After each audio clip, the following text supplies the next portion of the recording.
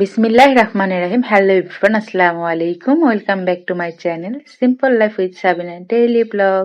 অনেকদিন ধরে মেয়েদের আবদার তারা শরবা খাবে। শরবাটা যেহেতু আমাদের বাড়িতে আরো আগেও খাওয়া হয়েছে, তাই তাদের আবদার। আর এমনিতে সকালবেলা উঠে তো অনেক কাজকর্মই থাকে, যেহেতু রমজান মাস সকালবেলা নামাজ পড়ে একটু ঘুম না আসলে একটু ভালো লাগে না। তো ঘুম থেকে উঠতে উঠতে প্রায় 8টা 9টা বেজেই যায় এক এক দিন। তো সকালবেলা ওঠার পরে তো সকালের যে ডিউটি শুরু হয়, অনেকে হয়তো অন্য কোনো কাজ করতে পারে, কিন্তু আমার ডিউটি এটাই। সকালে উঠো, মুরগিকে খাবার দাও, ঘর দুয়ার গোছাও, কবুতরকে খাবার দাও। এখন তো আর লালু নেই, তাই লালুর প্যারাটা একটু কম। তো ইনশাল্লাহ আবার লালুর মতন কাউকে আনবো, তার জন্য আবার প্যারা সেই একই রকম হবে। তো এখানে মুরগিগুলোকে একটু খোলামেলা একটু জায়গা করে দেব, কারণ ওইটার ভিতরে জায়গা হচ্ছে না। খোলামেলা ভাবে একদম জড়থব হয়ে আছে। তার এইদিকেই তো সুন্দর একটা আবহাওয়া। এই ফলগুলো কে কে চিনেন অবশ্যই বলবেন কিন্তু। তো এখানে মুরগিকে খাবার দিয়ে দিলাম, মানে খাবার দেওয়া মাত্র একটার উপর আরেকটা গিয়ে পড়ছে। ইচ্ছে আছে ছাদের উপর একটা ধাপি করব, কিন্তু এখন যেহেতু অর্থ স্বল্পতা, মানে অর্থের একটু সংকট আছে, তার কারণে এটা হচ্ছে না। কিন্তু আপাতত এইভাবেই রাখছে, অনেক কিছু করতে হচ্ছে।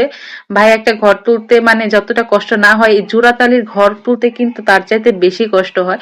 মানে এইখানে জোড়া দিচ্ছি, ওইখানে জোড়া দিচ্ছি, আর প্রচুর বাতাস। ছাদে তো অলরেডি এমনিতেই বাতাস, রোদ বাতাস সবটা মিলে একদম একাকার, মানে পুরো ভরপুর লাগছে। বাতাসটা একদিক দিয়ে যেমন ভালো, মানে আবহাওয়া চলাচল করাটা খুবই ভালো, আবার অন্য দিক দিয়ে কিন্তু শেষ রাতে একটু ঠান্ডা পড়ে, সেই ঠান্ডাটা কিন্তু আবার একদম গায়ে লেগে গেলে সমস্যা হয়ে যাবে। আর এই যে এখানে আমার মিষ্টি কুমড়া গাছগুলো দেখতেই পাচ্ছেন, মাশাআল্লাহ খুবই ভালো হয়েছে। এখন যদি ফল ধরে তারপরে বোঝা যাবে কি অবস্থা, কারণ এক জায়গায় কিন্তু অনেকগুলো গাছই আছে। যেহেতু এখানে গোবর সার পেয়েছে, যার জন্য গাছগুলো সুন্দর হয়ে উঠেছে। সিম গাছ, বরবটি গাছ, সব গাছই আছে, এখান থেকে আর সরানো হয়নি। আর এদিকে আমার বরমশাই কি করছে সেটা জানেন?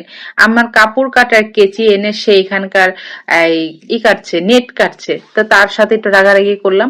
আর এদিকে তো গোসল টোসল করে নামাজ পড়ে একদম শাক কাটার জন্য আমি চলে এসেছি।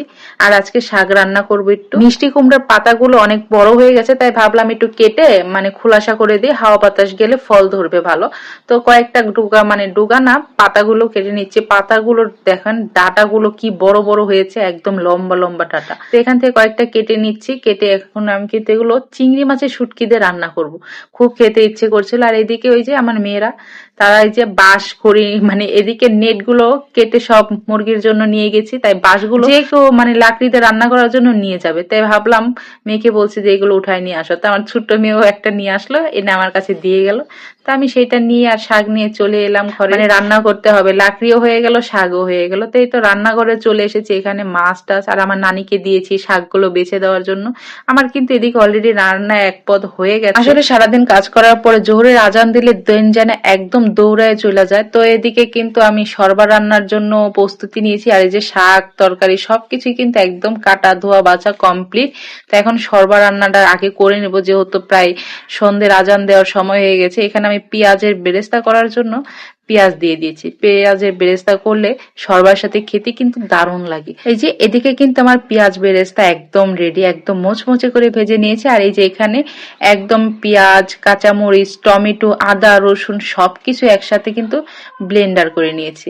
এখানে টমেটোটা আলাদা ব্লেন্ডার করা আছে, আর ওইখানে সবকিছু একসাথে ব্লেন্ডার করে নিয়েছি। এরপরে টমেটো ব্লেন্ডারটাও দিয়ে দিলাম। সবকিছু একসাথে সুন্দর করে একটু ভেজে নেব, যেন কাঁচা গন্ধটা চলে যায়। সুন্দর করে ভেজে নেওয়ার পর এখানে কিন্তু আরো অনেক কিছু দেয়, কিন্তু আমার কাছে তেমন কিছু ছিল না।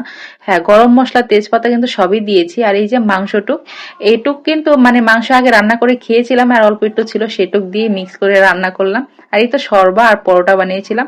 তো এই তো ছিল আমার আজকের ভিডিও। আপনাদের কাছে ভিডিওটা কেমন লাগলো? যদি ভালো লাগে অবশ্যই একটা লাইক, কমেন্ট, শেয়ার করবেন। আর পরবর্তী ভিডিওর জন্য চ্যানেলটি সাবস্ক্রাইব করবেন। আল্লাহ হাফেজ।